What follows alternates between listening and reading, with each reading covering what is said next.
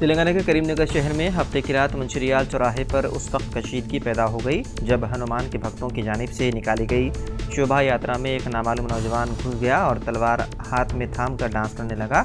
नामालूम नौजवान के अचानक यात्रा में शामिल होकर तलवार घुमाने के वाक़े से भक्तों में अफरा तफरी मच गई और भक्तों ने इस नौजवान को दूसरे तबके से ताल्लुक़ रखने वाला नौजवान समझकर उसे पकड़ लिया और एहतजाज शुरू कर दिया।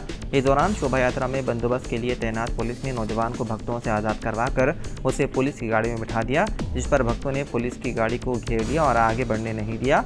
ये वाक़या हफ्ते की रात तकरीबन 12 बजे प्रशांत नगर हनुमान मंदिर के पास पेश आया।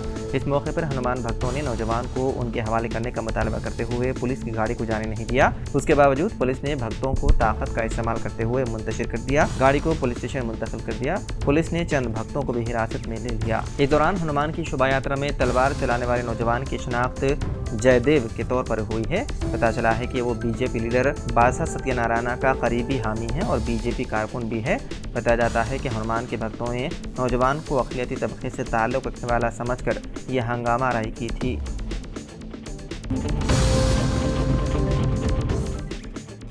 तेलंगाना में गाड़ियों के रजिस्ट्रेशन के लिए अब आरटीए दफातर पर कतार में ठहरने की ज़रूरत नहीं होगी।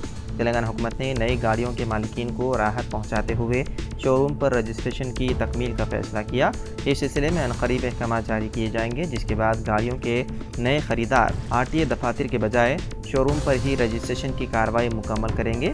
वाज़ेह है कि मरकज़ी हुकूमत ने साल 2021 में ये सिस्टम मुतारिफ़ किया था, लेकिन उस वक्त की BRS हुकूमत ने इख्तियार नहीं किया।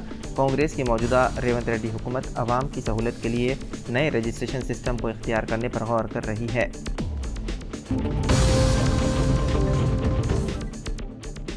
गुजरात के राजकोट में वाक़े TRP गेम जोन में आग लगने के वाक़े में 12 बच्चों समेत अब तक 35 अफराद की हो गई मौत। गुजरात के राजकोट शहर में हफ्ते की शाम में खौफनाक हादसा हुआ, जिसमें कम से कम 2 दर्जन अफराद हलाक हो गए।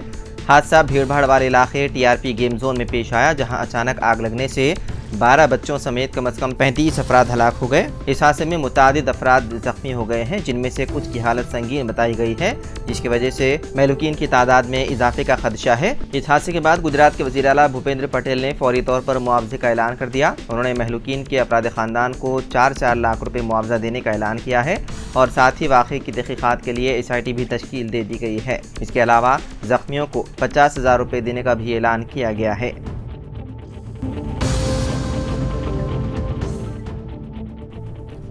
कांग्रेस के कौमी सदर मल्लिकार्जुन खड़गे ने गुजरात के राजकोट में आतिशबाजी के हादसे में 35 अफराद की मौत पर शदीद रंजो गम का इजहार किया। उन्होंने कहा कि इस मामले में जल्द अज जल्द जवाबदेही तय होनी चाहिए और मुजरिमों को सख्त से सख्त सजा देनी चाहिए। उन्होंने कहा कि रियासत की बीजेपी हुकूमत की लापरवाही और बद इंतजामी की वजह से ऐसे वाक़यात हो रहे हैं। उन्होंने कहा कि हम मुतासिरीन के अहल खाना के साथ गहरी ताज़ियत का इजहार करते हैं और ज़ख्मियों की जल्द सेहतियाबी के लिए दुआ करते हैं।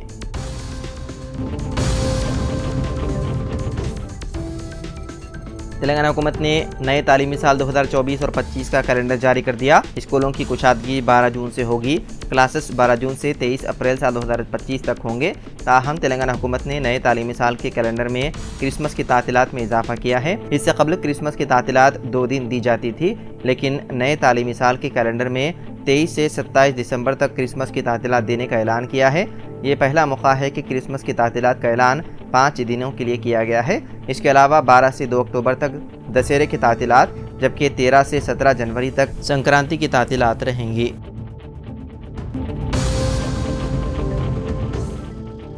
कर्नाटक के उडुपी जिले में गैंग वॉर का वाक़या आया पेश। इस महीने की 18 तारीख को कुंजीबिट्टू में उडुपी मणिपाल कौमी शाहरा पर 2 गैंग के दरमियान पुरतशद्दुद तसादुम हुआ।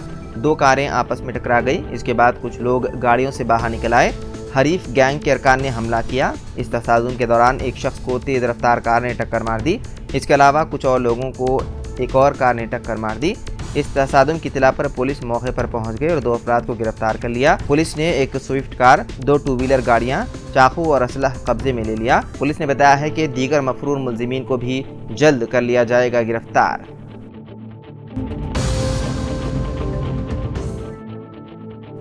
हैदराबाद हिंदुस्तान के टॉप 10 शहरों की फहरिस्त में है शामिल। हैदराबाद ने एक आज़ाद इख्तिसादी मुशावरती फिल्म ऑक्सफोर्ड इकनॉमिक्स की दर्जेबंदी में हिंदुस्तान के टॉप 10 शहरों की फहरिस्त में जगह हासिल कर ली।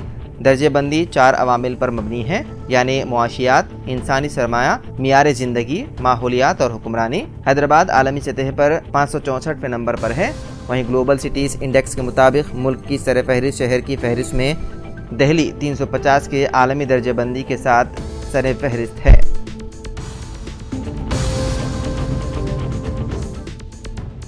वज़ीर आला रेवंत रेड्डी आज 26 मई को दिल्ली रवाना हो रहे हैं। वो सोनिया गांधी से मुलाकात करके उन्हें तेलंगाना रियासत तश्कील के 10 साला जश्न में शिरकत करने मदऊ करेंगे। कांग्रेस कायदीन सोनिया गांधी को तेलंगाना की मां करार दे रहे हैं और 2 जून को जश्न मनाने का फैसला कर चुके हैं। इस तकरीब में सोनिया गांधी को तहनीत पेश की जाएगी। इलेक्शन कमीशन ने तेलंगाना की यौम तासीस तकरीब मनाने की मंजूरी दे दी है। चीफ सेक्रेटरी शांति कुमारी ने मुख्तलिफ महकूमजात के आला अहदेदारों का इजलास तलब करके तैयारियों का जायजा भी ले लिया।